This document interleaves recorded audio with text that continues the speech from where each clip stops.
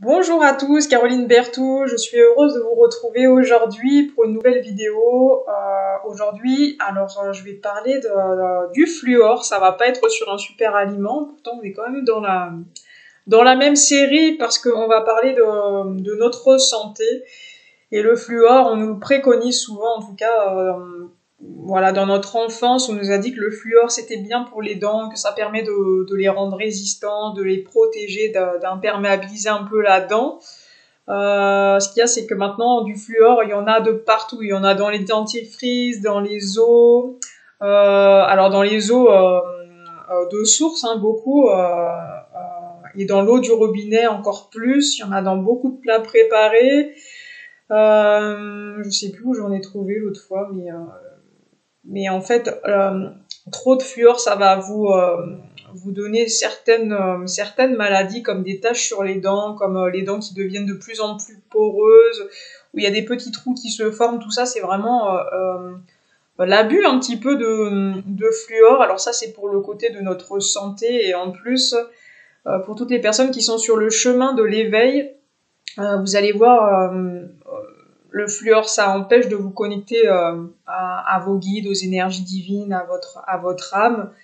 On a la glande pinéale qui se situe vraiment au centre de la tête et qui est reliée vraiment à l'intuition au troisième œil. Et en fait, il y a une espèce de calcification qui se fait autour de la glande pinéale et ça fait comme des voiles en fait et comme une cristallisation autour de cette glande et vous allez perdre un petit peu votre connexion avec les guides, vous allez perdre beaucoup d'intuition aussi. Alors ça m'est arrivé sur le parcours, c'est pour ça que j'en parle maintenant et j'ai beaucoup de patients en ce moment à qui ça arrive. Hein, je leur demande toujours s'ils prennent déjà le dentifrice. Hein, le dentifrice, même si on l'avale pas, même si on l'ingère pas, ça a quand même un effet plutôt néfaste. Hein. Moi, je me rappelle quand j'étais petite, quand j'allais chez l'orthodontiste, tout ça, on achetait une certaine marque de dentifrice exprès où il y avait beaucoup de fluor parce que c'était recommandé d'en prendre. Et en fait, c'est pas du tout bon pour la santé. Maintenant, il y a quand même pas mal d'articles là-dessus. Hein. On revient un petit peu sur ce qu'on pensait être juste il y a un moment de ça. Voilà, si vous avez un dentifrice, dans toutes les grandes marques de supermarché, vous en avez du fluor. Hein. Vous en avez, je crois qu'on ne doit pas dépasser 1 mg pour les enfants par jour et 4 mg pardon, de fluor par jour pour les adultes. Ce qu'il y a, c'est que si on cumule tout ce qu'il peut y avoir dans l'eau, 1,5, 2 mg de fluor ou de fluorine dans l'eau, plus tout ce qu'il y a dans les aliments, dans tous les plats préparés, on dépasse vraiment largement la dose. Des fois, on n'imagine même pas qu'il y en a dans certains aliments. Et toutes les personnes qui boivent de l'eau du robinet, voilà, c'est même pour les animaux, c'est pas très bon, hein, c'est pas très bon pour le coup. Et les filtres, ça va pas du tout filtrer le fluor, hein, ça sert pas du tout à ça.